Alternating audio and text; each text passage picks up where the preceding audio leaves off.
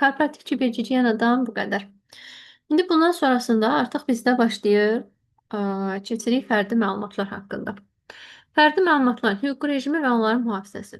Fərdi məlumatlar ümumiyyətlə toplandığı andan mühafizə olunurlar və buna görə də konfidensial və açıq kateqoriyalara bölünürlər. Konfidensial fərdi məlumatlar nədir? Bunlar qanunvericilikdə nəzərdə tutulan tələblərə uyğun səviyyədə mülkiyyətçi, operator və bu məlumatlara giriş hüququ olan bütün istifadəçilər tərəfindən mühafizə olunmalıdır.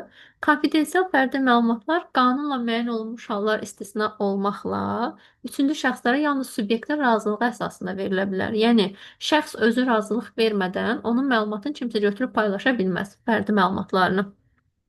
Qanunla müəyyən olunmuş hallar istisna olmaqla deyəndə nəyi nəzərdə tutur? Məsəl üçün, hər hansısa bir cinayət işidirsə, nə məhkəməyə müraciət olunubsa, polis işi araşdırırsa, yəni artıq bu hallarda təbii ki, heç o şəxsdən razılıq belə istənmir də. Yəni birbaşa onun məlumatlarına giriş edib baxmaq olur.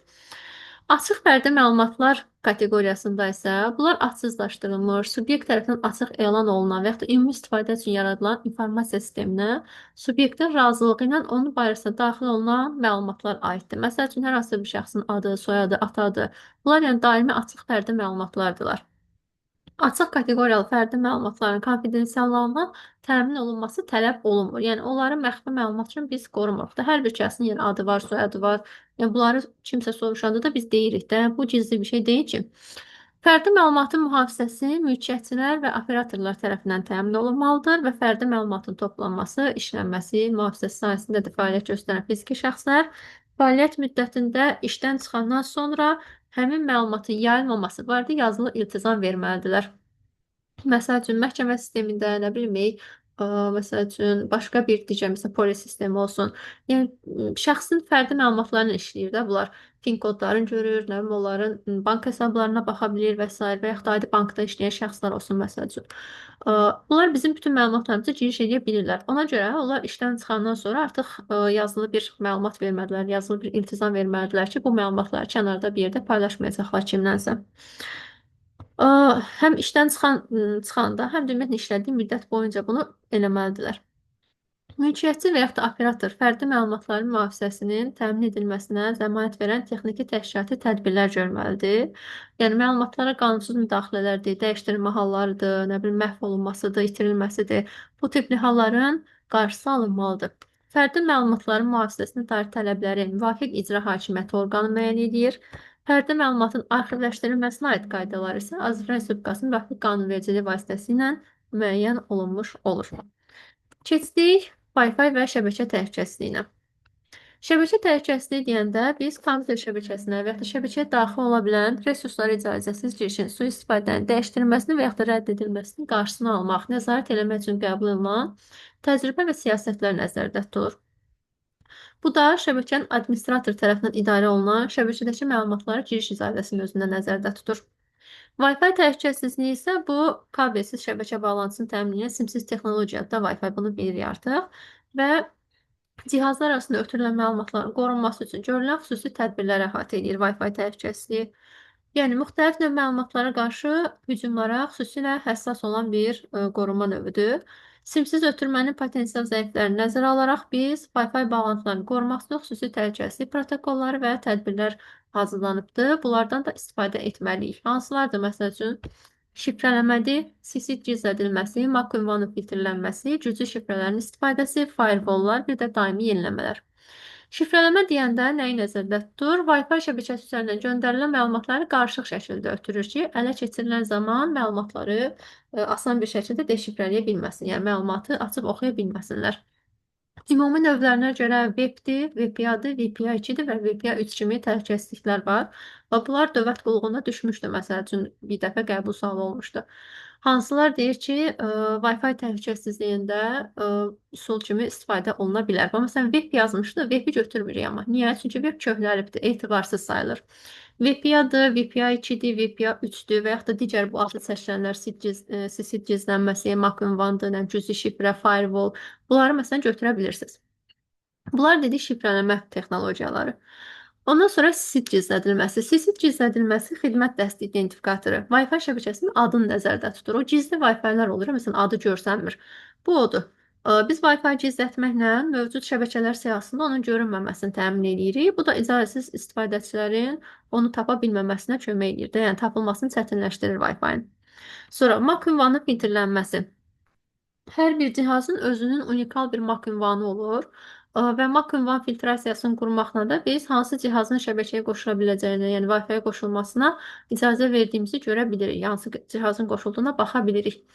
Və istədiyimiz ünvanı bloklaya bilirik, orada çıxara bilirik. Məsəl üçün telefondur, kompüterdir, nə bilim, və ya da planşetdir. Məsələn, hansı qurğu qoşulubdursa, həmin qurğuları siz istəsəz çıxara bilirsiniz ki, məsələn, bu qurğu təkrar qoşulmasın Wi-Fi-yə. Güclü şifrələrin istifadəsi. Wi-Fi şəbəkəniz üçün siz unikal parollardan istifadə etməlisiniz. Həmin unikal parollar da artıq nədir? Girişi çətinləşdirir də. Firewall-sa bunlar şəxsi şəbəkəyə və yaxud da şəbəkədən icazəsiz girişin qarşısını alması nəzərdə tutulan sistemlərdir. Həm aparat təminatında, həm də proqram təminatında və yaxud da ikisinin də birləşməsində istifadə oluna bilər. Firewall ümumiyyətlə təhlükəsizlik divarı nəzərdə tutulur da bu şəbəkədə. Daimi yeniləmələrsə, bunlar routerimiz təbii ki, proqram təminatı və yaxud da onun aparat təminatı daimi olaraq yenilənməlidir. Ən son texnologiyalardan istifadə olunmalıdır. Bu da təhlükəsizlik zəifliklərini düzəltmək üçün istifadə olunan yenilənmələrdir təbii ki. Yəni, adi telefonda da var, tək şəbəkədə yox, Wi-Fi-də yox. Məsələn, telefona belə gələn yeni update-lər nə üçündür? O, sistemin yenilənməsi üçündür. Məsələn, əməliyyat sisteminin versiyasının yüklədilməsi ola bilər və yaxud da proqramların daha mükəmməl işləməsi üçün ola bilər və yaxud da ümumiyyətlə sadəcə təhlükəsizliyin artırılması üçün arxa plan işlər ola bilər. Adi interfeys dəyişiklikləri ola bilər. Məsəl üçün, bu yenilənmələr olmalıdır ki, cihazlarımız daha təhlükəsiz mühitdə işləsinlər. Sonra gəldik sosial media təhlükəsizliyinə. Sosial media təhlükəsizliyi bu ən asan bölməsidir demək olar ki, bu mövzunun. Sosial media platformalarının inkişafı deyirik ki, bizdə ünsiyyətdir, məlumat paylaşımıdır, sonra digər əlaqə qurma üsullarıdır. Bunları tamamilə yəni bir inqilab yaradıbdır da, bir yenilik oldu bizim üçün artıq. Rəqəmsallaşma artdığına görə potensial risklər də artır. Fərdi məlumatların qorunması, rəqəmsal təhlükəsizlik daha da çətinləşir. Fərdi məlumatların qorunması bizdə ehtiyatsız paylaşımlar nəticəsində bilirik ki, daha da çətin ola bilər. İdentifikasiya məlumatlarının oğurlanmasıdır, fırıldaqçılıqdır, məxfiliyin pozulmasıdır. Bunlar sosial mediada həddən artıq məlumatların paylaşılması ilə yaranan risklərdir. Biz təhlükəsizliyimizi təmin etmək üçün də nələr edəcəyik? Bax, tam adımız, doğum tariximiz, ünvanımız, PIN kodumuz, nə bilim, kart nömrəmiz, bu tipli məlumatlarımızı paylaşmağı məhdudlaşdırmalıyıq. Və sosial mediada paylaşdığımız postlarımızdır, məlumatlarımızdır. Bunları kimlərin gördüyünə nəzarət etməli. Yəni, hər kəsi biz follow-a qəbul ediriksə, təbii ki, onlar da məlumatlarımızı mənfi yöndə də istifadə edə bilərlər. Tanış olmayan, sonra bizə şübhəli gələn hesablardan dostluq sorğularını qəbul etməməliyik və yaxud da onları elədiyimiz zaman ehtiyatlı olmalıyıq. Eyni zamanda postlarımızı yerləşdirərkən də ehtiyatlı olmalıyıq. Çünki biz sosial mediada bir post yerləşdirəndə onu məsəl üçün silirik, hə, deyək ki, amma əslində o silinmir də. Yəni müəyyən bir backuplar arxa planda yenə də mövcuddur. Ona görə də sosial mediada post yerləşdirməzdən əvvəl onun nəticəsi nə ola bilər fikirləşməliyik. Hansı ki, şəxsi məlumatlardır. Sonra bunları paylaşdığımız zaman oğurlanması və yaxud da digər məqsədlərlə istifadə olunması halları ola bilər. Həssas məzmundur, sonra bizə qarşı istifadə oluna biləcək məlumatlardır. Sonra dəqiq yerimiz, məsələn, locationlarımızdır. Sonra ola bilər ki, məsəl üçün, digər kart məlumatlarımız, nə bilim, sürücü vəsiqəmiz, məsəl üçün, bu tipli şeyləri paylaşmaqda biraz çəkinməliyik. Dediyimiz kimi, postlar yerləşdirəndən sonra internetdən tamamilə silinməsi biraz çətin olmuş olur. Və bu tipli hallar baş verərsə, necə qorunmalıyıq? Şifrələrimizi gücləndirməliyik. Sosial mediada dedik ki, təhlükəsizliyin təməli hər bir hesab üçün güclü, unikal şifrənin olmasından başlayır. Unikal şifrə yaradılan zaman da nə olmalıdır? Bu arada adi siz məsəl üçün Dimin saytında qeydiyyatdan keçirsinizsə, şəxsi kabinetdə sizdə orada tələb qoyur. 12 dənə simvol olmalıdır deyir, böyük və kiçik hərflərdən istifadə edilməsiniz, rəqəmlərdən, bir də özü orada simvollar vermişində, xüsusi simvollardan istifadə edib şifrələr yaratmalısınız. Məsəl üçün, password 123, bu çox asan bir şifrədir, təxmin olunması. Sadəcə kiçik hərflər və rəqəmlərdir, ardıcıllıq. Eyni zamanda alqoritmdə də biraz rahatlıq var, görürsünüz. Məsəl üçün, 1, 2, 3 klaviaturadan ardıcıl daxil olunan rəqəmlərdir. Bunların məsələn sındırılması daha asandır. Sualda məsəl üçün hansı daha güclü paroldur? Bu tipli suallar da görə bilərsiniz. Yəni bu da bir sual növüdür. Sonra iki faktorlu autentikasiyadan istifadə olunması. Bu da yenə təhlükəsizliyi gücləndirir. Şifrə ilə yanaşı əlavə sualdır, sonra əlavə nə bilim SMS kodlardır. Məsəl üçün bizim yazdığımız koddan əlavə meylə də digər kodu göndərir və ya da telefon nömrəsinə kod göndərir. Bunlar da istifadə etdiyimiz bir qoruma növüdür. Şübhəli linklər və ya da mesajlara qarşı ayıq-sayıq olmalıyıq. Hər hansısa bir zərərli proqram təminatını yaymaq və ya da phishing-dən istifadə olunan halda bu. Tətbiqlərin sorğu etdiyi icazələri daim yoxlamaq. Yəni, üçüncü tərəf tətbiqlər sosial media hesablarımıza giriş icazəsi əldə edə bilər. Tətbiqlərin bizdən hansı məlumatları istədiyinə, hansılara giriş icazəsi verdiyimizə biz nəzarət etməliyik. Məsəl üçün, deyək ki, biz səslə bağlı, deyək ki, bir proqram yükləmişik, səs yazma ilə bağlı. Bizdən durub, nə bilim, location icazəsi istəyir, nə bilim, kamera icazəsi istəyir və yaxud da qalereyaya giriş icazəsi istəyir. Bunları, məsəl üçün, səs üçün olan proqrama niyə verəsiz? Yəni, sadəcə mahnı yazmaq üçün istifadə olunan proqrama. Yəni, bu artıq sizdə artıq icazələrdir də. Bunlar da üçüncü şəxslər tərəfindən yaradılıbdır da o proqramlar. Sizdə proqram təminatına virus falan və yaxud da, nə bilim, özlərində məlumatların oğurlanması halları baş verə bilər. Məxfilik parametrlərinin tənzimlənməsi. Hər bir platformanın məxfilik parametrlərinin nəzərə alınması məlumatın qorunmasında köməklik eləyə bilir və istifadə etdiyimiz sosial media platformasında hansı məxfilik parametrləri var, hansı müqaviləni imzalayırsınız, onları görmək lazımdır. Və orada müəyyən qaydada parametrləri fərdiləşdirməyə də icazə verirlər. Onu da tənzimləmək lazımdır. Kiberbullyinglə məşğul olan istifadəçilər bunlar nədir? Başqalarına hörmətlə yanaşmaq lazımdır, mübahisələrə girməkdən çəkinmək lazımdır, mənfi və yaxud da zərərli məzmun paylaşmaqdan çəkinməliyik. Sonra və yaxud da hər hansısa bir təhqiramiz davranış halları görürsə, o zaman spamdır, sonra nə bilim bloklamaqdır və yaxud da onları məsələn şikayət eləmək. Bu tipli hallarla qarşısını ala bilərik. Yəni, onlarla birbaşa belə deyək də, münaqişəyə girmə hallarına qaçınmalıyıq. Mənbələri yoxlamaq. Hər hansısa bir məlumatı, xüsusilə də xəbərləri, hər hansısa bir faktı paylaşmazdan əvvəl həmin məlumat həqiqətən doğrudurmu, yoxsa dezinformasiyadır, bunu yoxlamaq lazımdır. Dost və izləyici siyahısını yeniləmək. Yəni, daimi olaraq biz follow hissəsinə baxmalıyıq. Yəni, kimləri izləyirik, kimlər bizi izləyir və tanış olmayan, adı dəyişilmiş, nə bilim, dondurulmuş və yaxud da artıq istifadə olunmayan hesabları çıxartmaq lazımdır bizim izləyici siyahımızdan. Uşaqlar və yeniyetmələrdə isə orada valideyn və yaxud da qəyyum şəxsində biz oluruqsa, uşağın sosial mediadan istifadə riskləri, məsuliyyətləri haqqında məlumatlandırılmasını həyata keçirməliyik. Eyni zamanda onu telefona nəzarət funksiyasıdır, nə bilim, valideyn nəzarətidir. Bu tipli halları da telefonda quraşdırmalıyıq ki, ümumiyyətlə hansı təhlükələr var, onlardan ümumiyyətlə sosial mediadan necə istifadə etmək lazımdır. Bu savadlılıq yaradılmalıdır uşaqlarda. Daha sonra keçdik mobil cihaz təhlükəsizliyinə. Mobil cihaz təhlükəsizliyində müəyyən çətinliklər, bir də yeniliklər var burada. Bunların qarşısının alınma üsulları. Əslində yenə oxşar tipdə görəcəksiniz indiyə kimi dediklərimizlə. Çətinliklərimiz birinci nədir? Müxtəlif ekosistemlər. Müxtəlif ekosistem deyəndə nəyi nəzərdə tutur? Kompüterdən fərqli olaraq təbii ki, telefonların əməliyyat sistemləri biraz daha fərqlidir və onlarda məsələn proqram yüklənməsi üçün tətbiq mağazaları da fərqlidir. Məsəl üçün App Store-dur, sonra nə bilim Play Market-dir, Play Store-dur və s. bu tipli proqramlar. Həmin müxtəliflik də onların təhlükəsizlik protokollarının standartlaşdırılmasını da çətinləşdirir. Daha çox belə də arxa plan işlərini tələb edir. Sürətli texnoloji təkamüldə isə bunlarda mobil görüntü, mobil landşaft sürətlə inkişaf edir və tez-tez yeni xüsusiyyətlər ortaya çıxır. Ona görə təhlükəsizlik tədbirləri də sürətlə inkişaf eləməlidir.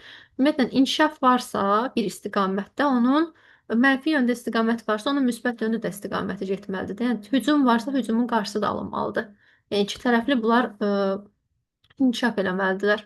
İstifadəçi davranışı da burada artıq təhlükəsizlik pozuntularının bir qismi demişik ki, istifadəçi tərəfindən həyata keçirilir. Bunlar da hansılardır? Məsəl üçün, hər hansı bir zərərli proqram yükləyirik, nə bilim, parolumuzu məsəl üçün güclü istifadə eləmirik. Sonra Wi-Fi-də məsəl üçün hansı Wi-Fi oldu qoşuluruq, məsələn, açıq Wi-Fi-lara qoşuluruq. Sonra nə bilim, ola bilər ki, İstədiyimiz məsəl üçün brauzerdən giriş edirik, sonra həmin brauzerdən çıxış vermirik hesabımızdan. Adi məsəl üçün bax, kompüterdə yaratdığımız bir hesabı burada istifadə elədikcə elə orada da qalır, məsəl üçün çıxmırsınız. Həmin o tipli hallar təhlükəsizlik hallarını pozmuş olur da. Bir də fiziki təhlükəsizlik var. Fiziki təhlükəsizlikdə fiziki oğurluqdur. Cihazın itirilməsidir və yaxud da cihazda saxlanan şəxsi məlumatlarının əldə olunması, oğurlanmasıdır. Bu da bizim telefonda nə qədər şəxsi məlumat saxlayırıqsa, hamısının ortaya çıxmasına səbəb ola bilər. Bir də yaxşı hissələr də var. Ümumiyyətlə, bunların qarşısını alınması üçün yerinə yetirilən vasitələr. Daimi yeniləmələrdir yenə. Əməliyyat sistemlərini yeniləməkdir, proqramları yeniləməkdir. Sonra zəiflərin arada qaldırılması üçün lazım olan, yəni bizə təklif olunan o təhlükəsizlik yamalarıdır. Bunların hamısını telefona quraşdırmalıyıq. Güclü doğrulamalardan istifadə etməliyik. Yəni sadəcə biz 4 rəqəmli PIN koddan yazdıq. Yəni bununla istifadə etməliyik dəstəkçilər. Məsələn, parol, güclü parol istifadə etməliyik, barmaq izi dedik, skanlamaları, yəni biometrik vasitələr. Sonra çox faktorlu autentifikasiya, bunları da sistemə əlavə etməliyik. Etibarlı mənbələrdən olan proqramları yükləməliyik. App Store-da, Google Play-də məsəl üçün bunlar etibarlı sayılır. Üçüncü tərəf proqram mağazalarıdır və yaxud da məsələn proqram Play Store-da yoxdur ki, edib onu biz Chrome-dan yükləyirik. Yüklədiyimiz zaman zaten özü də bildiriş verir ki, bu zərərli faylı yükləmək istəyirsinizmi? Orada siz artıq təsdiq verirsiniz. Artıq məsuliyyət sizin üstünüzə düşmüş olur. Yəni telefonu yaradan şəxs və yaxud da nə bilim onun məsəl üçün protokollarını və s. hazırlayan şəxs artıq burada məsuliyyət daşımır. Hər şey sizin üstünüzdədir. Açıq Wi-Fi-dan da uzaq durmalıyıq. Təhlükəsiz ictimai Wi-Fi şəbəkələri, bunlar kiber hücumlar üçün açıq bir sistemdir. Bura məsəl üçün hakerlər tərəfindən həyata keçirilən hücumlar mümkündür. Yəni birbaşa şəbəkənin adını dəyişir, həmin şəbəkənin kopyasını yaradır. Şəbəkəyə qoşulanda siz məsəl üçün sizin telefonda olan bütün məlumatları oğurlaya bilir. Yəni bu hallarda mümkündür. Virtual şəxsi şəbəkələrdən, VPN-lərdən istifadə edə bilərik bu halların qarşısını almaq üçün. VPN də bizdə location dəyişir və s. Bir başqa cihaz kimi məsələn qoşula bilirik. Məlumatların şifrələnməsidir. Burada da müasir mobil cihazlarımız tez-tez cihaz şifrələnməsini təklif edir bizə. Yəni cihazımızı biz itirsək belə və yaxud oğurlansa belə məlumatlarımızı qorumaq üçün həmin funksiyanı da aktivləşdirməliyik. Uzaqdan silinmə qabiliyyəti, cihazı uzaqdan silinmə qabiliyyətini aktivləşdirsək, itirdiyimiz zaman və yaxud da oğurlandığı zaman həssas məlumatları oradan birbaşa silə bilirik başqa bir cihaz üzərindən. Maarifləndirmə və təlimlər istifadəçiyə phishing hücumlarıdır, risklərdir. Bunlar haqqında potensial təhlükələr barədə məlumatlandırma həyata keçirilməlidir. Müntəzəm ehtiyat nüsxələr çıxarılmalıdır, yəni backuplar yerinə yetirməliyik. Burada bulut sistemlərində məlumatlarımızı saxlamalıyıq, vacib məlumatlarımızı. Sonra təhlükəsizlik proqramlarından istifadə etməliyik, yəni antiviruslardır, sonra nə bilim ola bilər zərərli proqramları tez-tez skanlamaqdır, firewallların quraşdırılmasıdır və s. Bu tipli təhlükəsizlik proqramlarla istifadə eləsək, mobil cihaz təhlükəsizliyimizi də qorumuş olarıq, təmin eləmiş olarıq. Keçək indi ən təhlükəli icazə səviyyələri. Bax, məsəl üçün SMS, MMS access. Bu nədir? SMS, MMS mesajlarına giriş icazəsi. Mesajların oxunması və yaxud da bizim adımızdan mesaj göndərmə funksiyası. Məsələn, lazımsız qurğulara bunu, proqramlara bunu verməməli icazəni. Sonra foto, video, voice. Bu nədir? Şəkil, video və səs fayllarına giriş icazəsi. Yəni, məsəl üçün dediyimiz kimi, səs yazma proqramına məsəl üçün, deyək ki, kameranın və yaxud da nə bilim, qalereya icazəsinin və yaxud da location icazəsini niyə verək biz? Yəni, bu tipli hallara fikir vermək. Ümumiyyətlə, bu icazələr hansı proqrama lazımdırsa, məsələn, o tip proqramlara verilməlidir. Rekord audio, video, səs və video yazma icazəsidir. Həm kameradan, həm də mikrofondan istifadə etməklə qarşı tərəf bizi dinləyə bilir, məlumatlarımızı yığa bilir. Sonra Access Browser History, browser tarix hissəsinə giriş icazəsi, internetdə bizim giriş üçün istifadə etdiyimiz browserimizin yaddaşına icazə, yəni girdiyimiz saytların siyahısına baxa bilir, istifadə etdiyimiz parolları görə bilir. Hansı ki biz parollarımızı deyirik, axı məsəl üçün bəzən saxlayırıq da avtomatik olaraq, məsəl üçün Chrome üzərində və ya da digər browserin yaddaşında. Onları məsəl üçün birbaşa giriş edib baxa bilir. Sonra track location, məkan izlənməsi, yerin müəyyənləşdirilməsi. Bu da GPS sistemini açıq saxlayanda hər hansı bir proqram bizim yerimizi tapa bilir. Access Contacts bu kontaktda və yaxud da əlaqə siyahısına giriş icazəsi sayılır. Telefonda olan digər kontaktlarımızı görə bilirlər. Access Identity-də bu da cihaz identifikasiyasına, şəxsi məlumatlara giriş icazəsidir ki, mobil qurğu haqqında məlumatların əldə edilməsinə icazə adlanır. Sonra keçdik captchalar. Captcha əslində qeyd edilməmişdir. Sadəcə birdən onlar da suala düşər. Ona görə bunu da üstündən keçək. Captcha-nı əslində hər biriniz eləmisiniz. Bu insanın asanlıqla həll edə biləcəyi, amma kompüter alqoritmlərinin çətinlik çəkdiyi tapşırıqlara əsaslanır. Tanıma, məntiq və vizual analiz əsasında həyata keçirilir. Məsəl üçün, təhrif olunmuş hərfləri, rəqəmləri oxuyub yazırıq, nə bilim, riyazi misalları həll edirik sadə şəkildə. Sonra vizual analizdə də məsəl üçün şəkillər arasından seçilmə edirik. Əsas növləri mətn əsaslı, sonra rekaptça var, bir də səsli kaptça və görünməz kaptça var. Mətn əsaslı odur ki, bu əyri yazıları biz xanaya yazırıq, ən qədim növü sayılır. Rekaptçada daha müasir versiyasında mən robot deyiləm xanasına klikləyirik. Avtomatik bizim hərəkətlərimizi, davranışlarımızı analiz edib robot olmadığımızı başa düşür. Səsli kapçada görmə qabiliyyəti məhdud olan şəxslər üçün rəqəmləri səslənmə xidmətidir. Bir də görünməz kapça var. Bu da arxa fonda işləyir və istifadəçi heç bir tapşırıq vermədən sadəcə onun davranışlarını qiymətləndirir. Yəni bu həqiqətən də insan kimi mi davranır, yoxsa robot kimi mi hərəkət edir sistemdə? Bu da nə üçün istifadə olunur? Spamların qarşısını almaq üçün, sonra saxta qeydiyyatlar üçün, bilet satışlarında məsəl üçün istifadə oluna bilər. Spamın qarşısını almaq deyəndə, məsəl üçün, şərhlərdə və yaxud hər hansı bir formalarda bot reklamlarının yayılmasına mane olur. Sonra, nə bilim, avtomatik olaraq minlərlə saxta hesab açılmasının qarşısını alır. Sonra, scalper botları var ki, məsəl üçün, bunlar kütləvi bilet alıb qiyməti süni şəkildə qaldırmağa, məsəl üçün, mane olur. Biz həmçinin bu kapçaları həyata keçirəndə Google-un süni intellekt sistemlərini öyrətməyə də kömək edirik. Məsəl üçün, hər hansısa bir obyektin tanınması üçün. Baxın, burada məsəl üçün tez-tez qarşımıza çıxıbdır bunlar yəqin ki, deyir, məsəl üçün, nə bilim, işığı seç, nə bilim, yolu seç və yaxud da burada mətnlərin yazılmasıdır. I am not a robot, məsələn, ən çox gördüyümüz budur da, məsələn, Google-da robot deyiləm hissəsi. Bunlar captchalar adlanması. Keçdik əsas terminlərimiz. Və burada spyware, casus proqramlar adlı bir dənə terminimiz var. Spyware nə edir? Bu, kompüterdə və yaxud da mobil cihazda olan e-post ünvanlardır, kredit kart məlumatlardır, paroldur. Bu tipli önəmli məlumatları istifadəçi xəbər olmadan toplayan və yaxud da onları müəllifə göndərən bir proqramdır. Keylogger var. Keylogger klaviatura vasitəsilə daxil etdiyimiz məlumatları, sonra giriş etdiyimiz veb saytları, e-post yazışmalarıdır. Həmçinin digər sistem məlumatları da özündə saxlayan casus proqram sayılır. Rootkit var. Rootkit əməliyyat sisteminin sistem faylından sızıb təcavüzkar şəxsə kompüter üzərindən tam bir səlahiyyət təmin edən zərərli proqramdır. Rootkiti aşkarlamaq daha çətindir digərlərinə nisbətdə. Əgər uğurlu şəkildə quraşdırılıbsa, kompüterdə tam yerləşibdirsə, hansı səlahiyyətləri olacaq? Kompüterdə istifadə olunan bütün hesabları ələ keçirir, sonra bankdır, kredit kartı məlumatlarıdır, bunlara giriş edə bilir. Kompüterdə olan, əlçatan olan bütün sənədlərə baxa bilər, sonra faylları öz kompüterinə köçürə bilər. Kompüterdən virtual hücumlar edə bilir. Kompüteri botnetdir, DDoS hücumlarıdır, bunların bir hissəsinə çevirə bilər və kompüterdə yenə də qanunsuz əməliyyatları sonra icra edə bilir, web kameradır, mikrofondur və s. bunları istifadə edə bilir. Rootkit'in də növləri var. Adında zaten bunların rootkit sözü var. Kernel rootkit, firmware, application, hypervisor, bir də persistent adlı növləri mövcuddur. Sonra keçdik icazəsiz giriş. İcazəsiz giriş nədir ümumiyyətlə? İcazəsiz giriş icazə almadan şəbəkəyə daxil olan təcavüzkarlara aid olan bir ifadədir.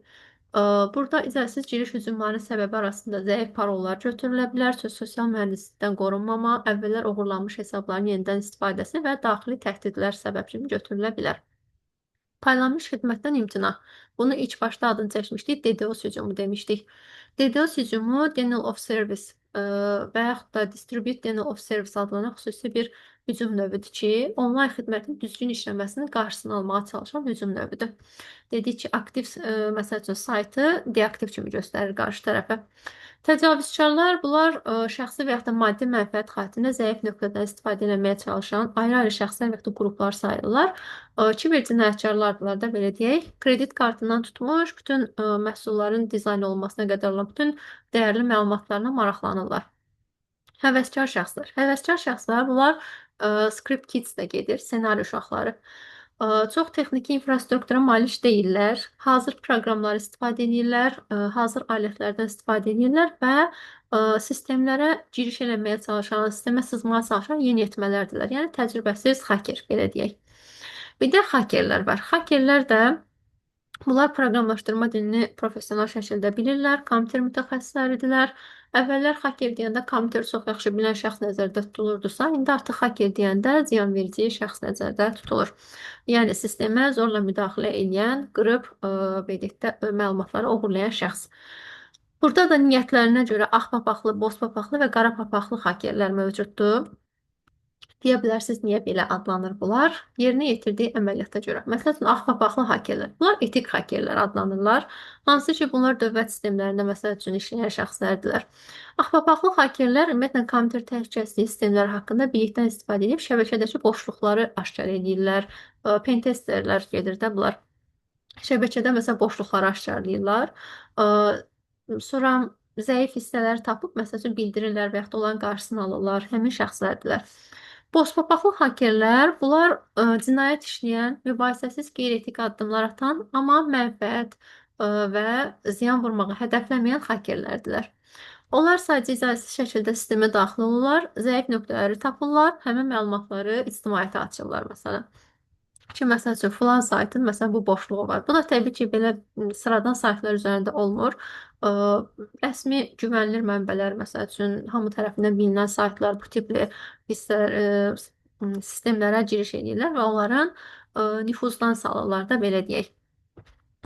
Sonra qara papaqlı hakerlər. Qara papaqlı hakerlər artıq bunlar cinayətkar şəxslər sayılırlar. Öz bilik və bacarıqlarından qeyri-legal işlər görürlər, təhlükəsizliyi pozurlar, sistemə qəsdən zərər vururlar, məlumatları silirlər, təhdid edirlər. Burada da hər hansısa bir maddi maraq durur da təbii ki, qarşısında. Sonra keçdik mütəşəkkil hakerlər. Mütəşəkkil hakerlər isə bunlar cinayətkarlar siyahısına kiber cinayətkarlar, aktivistlər, terrorçular və maliyyələşdirilən haker təşkilatları daxildir. Cracker nədir? Cracker məlumata qeyri-qanuni yolla daxil olurlar, onları məhv edə bilirlər, oğurlaya bilirlər, sonra zərərli hərəkətlər edə bilirlər. Crackerlər müxtəlif proqramların üzünün çıxarılmaması üçün qoyulmuş müdafiəni ləğv edə bilirlər və onların zəif yerlərini isə aşkarlaya bilmirlər. Nədir xəyal? Qara papaqlar. Səni bu çəkdi, cəlb elədi. Yaxşı, crackerlər də dedik ki, nədir? Müxtəlif proqramların üzünün çıxarılmaması üçün qoyulmuş müdafiəni ləğv edə bilirlər. Yəni, proqramın zəif yerini tapa bilmirlər, amma bilik səviyyəsinə görə ScriptKids'lə hakerin arasındadır. Yəni, hakerlər daha yüksək səviyyəlidir, crackerlər ondan biraz az daha biliyə sahibdir. Ən aşağı bilikdə isə ScriptKids durur, senari uşaqları. Sonra aktivistlər. Aktivistlər bunlar ictimai fəallar adlanırlar. Məqsəd ictimai hadisələrdə özlərini göstərmək, ictimai qurumlarda, təşkilatlarda, sistemə, özəl bir sektora və yaxud da hər hansı fərdi bir segmentə anonim hücumlar eləməkdir və uyğun olmayan siyasətlərə etiraz eləməkdir. Ən məşhur da elə Anonymous adlanan aktivist bir qrupdur. Pretexting var, ssenarilərin yaradılması. Bunlar telefonla ünsiyyət üsuludur. Əlvəzləmə və yaxud da bəhanə gətirmə, yəni hədəfin dolayısıyla bəzi məlumatları açıqlamasına və yaxud da normal bir vəziyyətdə eləməyəcəyi şeyləri eləməsinə məruz qalmasıdır. Burada əsas məqsəd saxta ssenari yaratmaqdır və istədiyi məqsədə çatmaqdır. Sonra keçdik, ardınca da demək, danışacağıq Damnable Neighbor Web Application. Bu, web tətbiqi təhlükəsizliyi sahəsində özünü təkmilləşdirmək istəyən pentesterlər üçün PHP-də yaradılan təlim sistemidir. Burada 3 əsas çətinlik dərəcəsi mövcuddur, aşağı, orta və yüksək. Sonra, bayaqdan adını neçə dəfə çəkmişik, firewalllar, təhlükəsizlik divarları. Təhlükəsizlik divarı kompüterin və yaxud da daxili şəbəkənin internet arasında olan qoruyucu bir divar roludur. Yəni, xüsusi təhlükəsizlik divarı tətbiqləri bir metodu və yaxud da bir neçəsini istifadə edib müdafiəni təmin edirlər. Hansı metodlardır? Paket filtrləmə, statistik paket yoxlama, istifadəçi autentifikasiyası və müştəri tətbiqinin autentifikasiyası. Burada təhlükəsizlik divarı ilə gələn paketlərdir, onun ölçüsüdür, sonra IP ünvanıdır, protokolları, təyinatı. Bunlar parametrlərə əsasən filtrasiya oluna bilir. Bir də VPN anlayışımız var. VPN də bunlar virtual özəl şəbəkələr və yaxud da VPN-lərin istifadəsi ümumiyyətlə şəbəkə üzərinin həssas məlumatların göndərilməsində bir həldir. Tez-tez tunel kimi də adlanır bu VPN. İki nöqtə arasında şifrələnmiş bir əlaqə kimi nəzərdə tuturuq. Ümumiyyətlə, bir ucunda VPN olan tətbiqlə, digər ucunda VPN konsentrator adlanan cihazın istifadəsinin həyata keçirilir sistem özü. Burada da şəbəkəyə qoşulan hər hansısa bir cihaz bu VPN trafik tunelindən keçmiş olur. Honeypot var. Adı da şirin bal küpü. Honeypotda məlumat sistemlərinə icazəsiz daxil olan təcavüzkarlardır. Sonra istifadəçilər haqqında məlumatları toplamaq üçün istifadə olunan saxta bir serverlərdir. Bunlar tez-tez şəbəkənin bir hissəsi kimi görünən kompüter və yaxud da hər hansısa bir məlumat saxlayan server kimi özünü təqdim edirlər. Təcrid olunan və yaxud da xüsusi nəzarət oluna bilən bir resurs sayılır honeypot. Təcavüzkarlar da onu normal məlumat hədəfi kimi görürlər.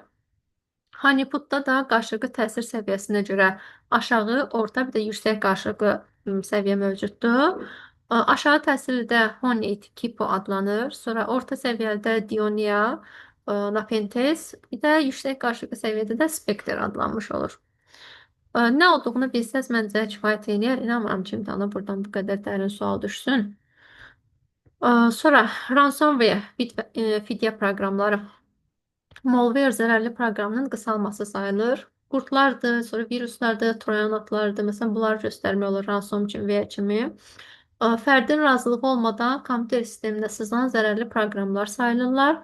Kompüteri və yaxud da şəbəkəni yararsız hala salır, gizlədir, çoxalda bilir orada faylları və təcavüzkara sistemə giriş və yaxud da uzaqdan idarə etmə imkanları verə bilirlər.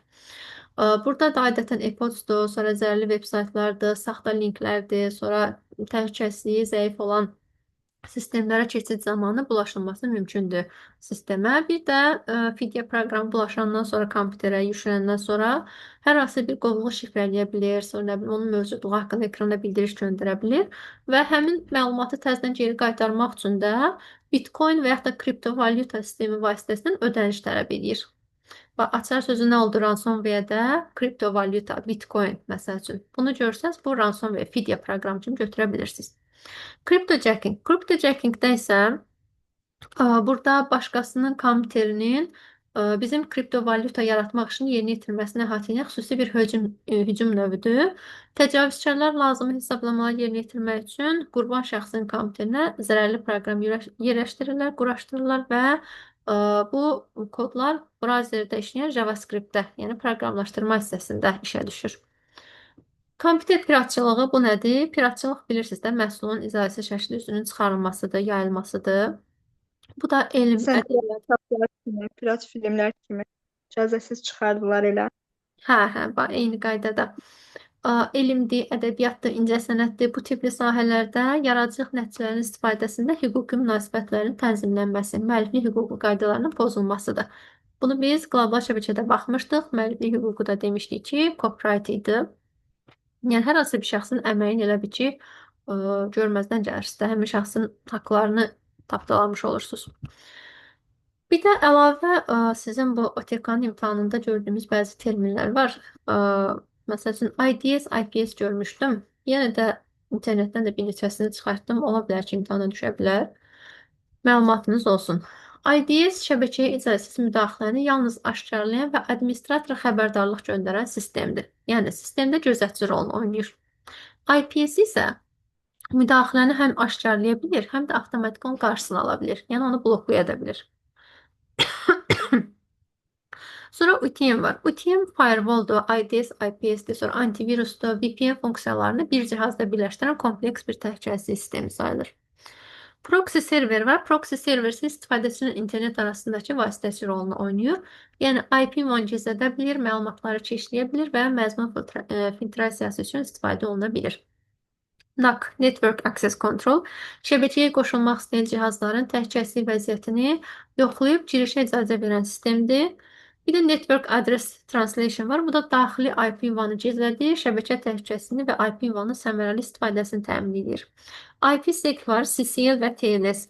VPN bir də təhlükəsiz rabitə üçün istifadə olunan şifrləmə protokollarıdır. Bir də Məlumat və insident idarə etməsi var ki, məsəl üçün DLP-dir, CM-dir, SOAR-dır, bu tipli sistemlər. DLP-də Data Loss Prevention, yəni məxfi məlumatın icazəsiz ötürülməsinin və sızmasının qarşısının alınması sistemi. CM-də isə bu şəbəkədəki bütün cihazlardan gələn loqları toplayıb, analiz edən, təhlükəsizlik insidentlərini aşkarlayan mərkəzi sistem. Bir də SOAR. SOAR-da isə təhlükəsizlik insidentlərinə avtomatik reaksiya verən və prosesi avtomatlaşdıra bilən sistem nəzərdə tutur. Son nöqtə mühafizəsi var, endpoint şifrələmə. Burada EDR və XDR və Sandbox var. EDR-də biz son nöqtələrdə baş verən şübhəli fəaliyyəti daha dərin analiz edib cavab verən müasir qoruma sistemi nəzərdə tuturuq. Endpoint Detection və Response. XDR-də isə Extended Detection and Response. Endpoint şəbəkə və serverlər üzrə vahid təhlükəsizlik bir baxışı yaradır. Sandbox-da qum qutusu dediyimizdə isə şübhəli faylı real sistemə zərər vermədən təcrid olunan virtual mühitdə test edən sistemdir. İmtahanda bunu necə tapa bilərsiniz? Əgər yalnız aşkarlamasını istəyirsə IDS götürürsünüz. Həm aşkarlayır, həm bloklayır deyirsə. Bunları IPS kimi qiymətləndirirsiniz. Qaydalara əsasən filtrasiya deyirsə, buna firewall kimi baxa bilərsiniz. Şifrələnmiş əlaqələrdən deyirsə, söhbət bundan gedirsə, bu VPN-dir. Tunel və yaxud da görürsünüzsə VPN-dir. Loqların analizində isə CM götürmüş ola bilərsiniz cavabda. Gəldik kompüter virusları və kompüterdə onlardan qorunma səviyyələri. Kompüter virusu ümumiyyətlə demişdik ki, bunlar kompüterdə çoxalma, rabitə kanalı üzərindən, şəbəkə üzərindən, informasiya daşıyıcılarından kompüterə düşən ziyanverici proqramlar idilər. 3 səviyyədə təşkil olunur qorunma. Birinci səviyyə, ikinci və üçüncü. Birinci səviyyə virusun kompüterə daxil olmasının qarşısı alınır. İkinci səviyyədə virus hücumunun qarşısı alınır. Üçüncü səviyyədə isə ümumiyyətlə hücumun təsiri minimuma endirilir. Burada da artıq siz alqoritmin xüsusiyyətinə görə virusları proqram təminatından bilirsiniz. Wormslar, soxulcanlar, sonra troyanlar, parazitlər, makroviruslar, stelslar, polimorflar, tələbə viruslar və hoaxlar. Hoaxlar bir dənə yenidir. Virusa bənzəyən, amma virus olmayan proqramlar sayılırlar. Tələbə virusları bilirsiniz, primitiv idi, ən sadə idi. Polimorflar davamlı şəkildə özünü yeniləyən viruslar idi. Stelslərdə deyirdik ki, gözə görünməz idi, özünü gizlədə bilirdi. Makroviruslar demişdik ki, ofis proqramları makros rejimli istifadə edən fayllara yoluxurdu. Parazit viruslarda özünün sürətini yaya bilirdi, faylın tərkibini dəyişirdi. Troyanlar ən təhlükəli viruslardı, kompüterin idarə etməsi bir başqasının əlinə keçirdi. Soxulcanlar isə şəbəkə vasitəsilə kompüterə yoluxan, özünü kopyalaya bilən viruslar idi. Buraları tez-tez keçirən vaxtımız az qalıb. Bir də antivirus proqramları. Antiviruslarda bu ziyanverici proqramların qarşısını almaq üçün idi virusların. Skanerlər, disk müfəttişləri, doktor müfəttişlər, immunizatorlar, filtr və detektor kimi növləri var idi. Skanerlər, həkimlər və yaxud da doktorlar dediyimiz faylın və yaxud da sistemin yaddaşını yoxlaya bilirdi, virus aşkarlaya bilirdi. Müfəttişlər isə bunlar cari vəziyyətlə ilkin vəziyyətin müqayisəsi idi. Müqayisə sözü demişdik, açar sözü idi. Doktor müfəttişdə həm doktor, həm də müfəttişin imkanını özündə birləşdirirdi. Vaksinləşmədə, immunizatorlarda vaksin yolu ilə demişdik ki, yoluxmanın qarşısını alırdı. Rezident proqram sayılırdı, yəni əməli yaddaşda aktiv olurdu daim olaraq. Bir də filtr proqramlarımız və detektorlarımız. Filtrlər təhlükəli əməliyyatlara nəzarət, açar sözümüz nəzarət idi. Detektorlarda isə yaddaş qurğusunun özündə, öz bazasında olan virusları axtarıb tapmaq və məhv eləmək xüsusiyyətinə malik idi. Bundan da təhlükəsizlik mövzusu bitdi sizdə. Sizin sualınız, başa düşmədiyiniz bir hissə. Belə baxanda sadəcə əzbər öyrənməli olduğu görsənir. Müəyyən İnşallah. hissələr və terminlər əzbərləməlisiniz, amma belə ümumi məncə çətin də bir mövzu deyil çox da. Sizin bizə verdiyiniz qısa konspekt olacaq. Yox, elə bunu oxuyacaqsınız. Hayır. Zaten sosial şəbəkədir, nə bilim, mobil cihazdır. Bunlar asandır da, bildiyiniz şeylərdir. Bir yuxarıda Ay bir mən aşağıda başa da deyil. düşdüm. Sən məncə qalanlar